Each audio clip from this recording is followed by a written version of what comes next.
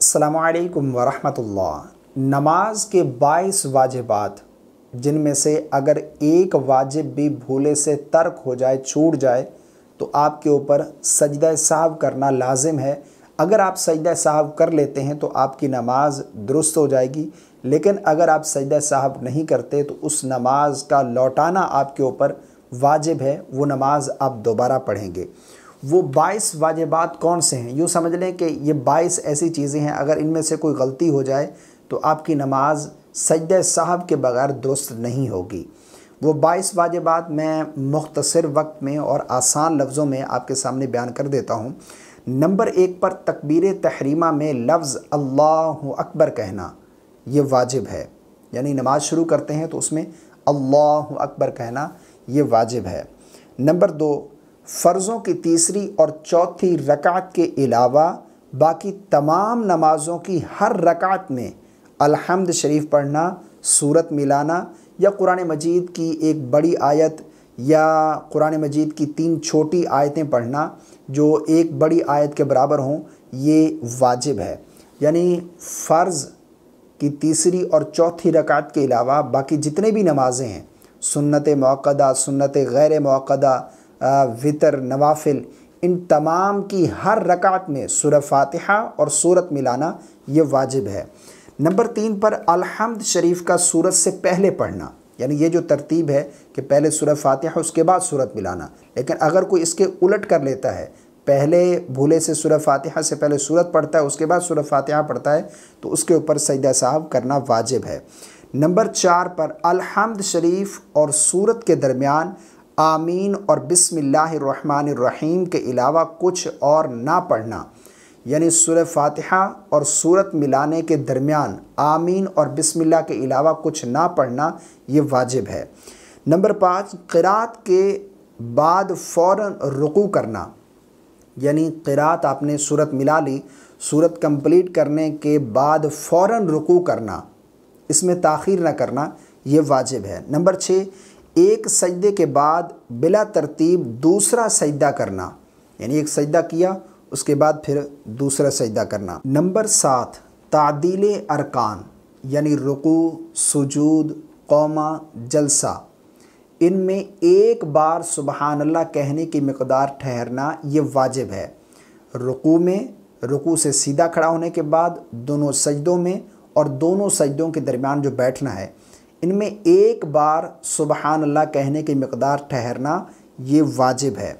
Number 8, क़ौमा, यानी रुकू से सीधा खड़ा होना, रुकू के बाद सीधा खड़ा होना ये भी वाजिब है। अगर भूले से रुकू के बाद डायरेक्ट सजदे में चला जाता है तो उसके ऊपर सजदा साहब करना लाजिम है।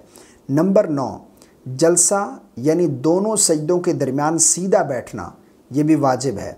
बाज़ लोग इसमें गलती करते हैं कि एक सजदा करते हैं और सीधे नहीं होते, फ़ौरन दूसरे सजदे में चले जाते हैं।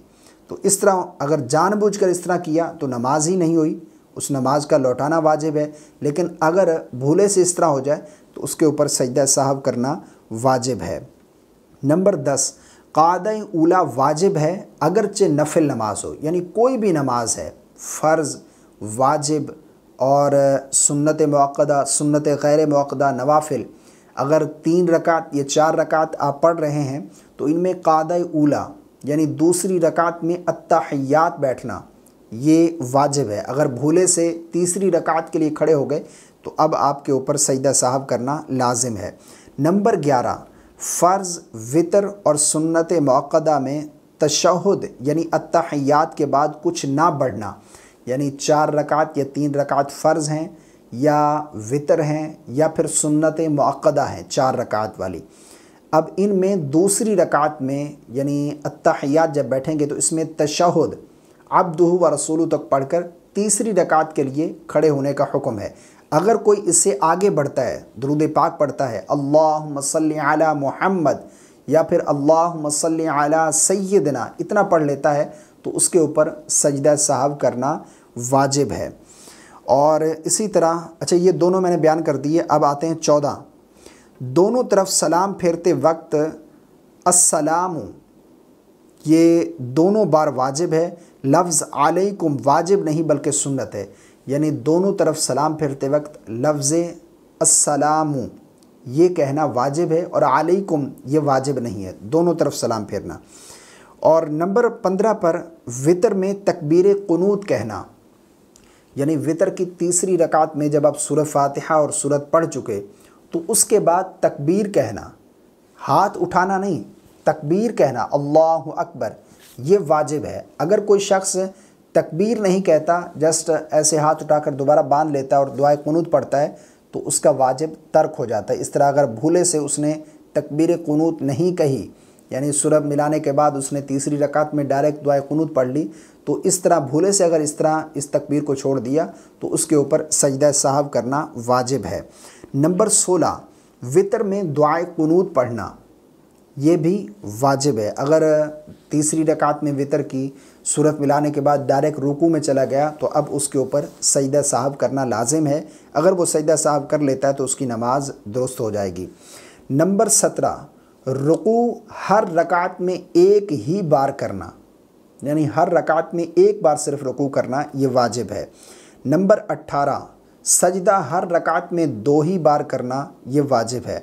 نمبر 19 دوسری رکعت سے پہلے قعدہ نہ کرنا، یعنی اگر پہلی رکعت میں آپ قعدہ بیٹھ گئے تو آپ کا جو ہے واجب ترک ہو گیا، اب آپ کے اوپر سجدہ سہو کرنا لازم ہے۔ نمبر 20 4 رکعت والی نماز میں تیسری رکعت پر قعدہ نہ کرنا، یعنی دوسری رکعت میں تو آپ قعدہ بیٹھیں قعدہ اولا، اب تیسری رکعت میں بھی آپ دوبارہ قعدہ بیٹھ گئے تو اب جو ہے یعنی اتحیات بیٹھ گئے تو آپ کے اوپر سجدہ سہو کرنا لازم ہے۔ نمبر 21 سجدہ سہو واجب ہوا تو سجدہ سہو کرنا، یعنی سجدہ سہو آپ کے اوپر واجب ہے، اب آپ نے سجدہ سہو کرنا ہے، یہ آپ کے اوپر واجب ہے۔ اگر آپ نہیں کرتے تو آپ کی نماز نہیں ہوگی۔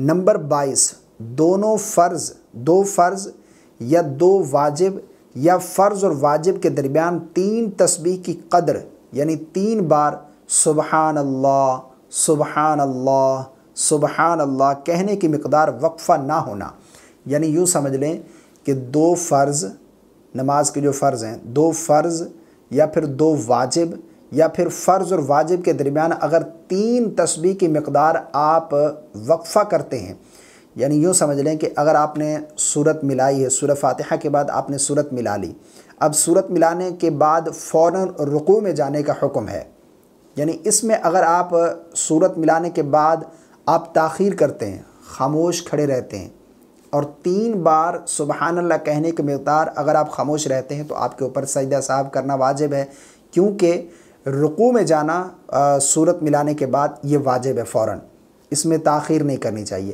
تو 2 فرض 2 واجب یا پھر فرض اور واجب کے درمیان اگر آپ نے 3 بار سبحان اللہ کہنے کی مقدار جو ہے وقفہ کیا تو آپ کے اوپر سجدہ سہو کرنا واجب ہے۔ تو یہ 22 واجبات ایسے ہیں نماز کے جن میں اگر کوئی بھولے سے کوئی ایک واجب چھوٹ جائے، ترک ہو جائے تو آپ کے اوپر سجدہ سہو کرنا لازم ہے۔ اب سجدہ سہو کرنے کا جو طریقہ ہے پریکٹیکل، اس پر ایک ویڈیو موجود ہے، اس کا لنک آپ کو ڈسکرپشن مل جائے گا یا پھر اسی ویڈیو کے اینڈ میں اسکرین پر آپ کو ویڈیو شو ہو رہا ہوگا، آپ اسے دیکھیے گا۔ سجدہ سہو کرنے کا پریکٹیکل طریقہ کیا ہے، بہت سارے لوگ نہیں جانتے کہ سجدہ سہو کیسے کریں، سجدہ سہو کب کرنا ہے، وہ مکمل ڈیٹیل جو ہے تفصیل آپ کو اس ویڈیو میں مل جائے گا۔ تو یہ 22 واجبات ایسے ہیں، اگر کبھی بھولے سے کوئی ایک واجب یا 2 واجب آپ سے ترک ہو جائیں تو آپ کے اوپر سجدہ سہو کرنا لازم ہے۔ اگر آپ سجدہ سہو کریں گے تو آپ کی نماز درست ہوگی، ورنہ اس نماز کا لوٹانا آپ کے اوپر واجب ہے۔ مجھے اپنی دعا میں یاد رکھیے گا، اپنی رائے کا اظہار کامنٹ باکس میں ضرور کیجیے گا۔ ویڈیو پسند آیا ہو تو لائک کر دیجیے گا۔ السلام علیکم ورحمۃ اللہ۔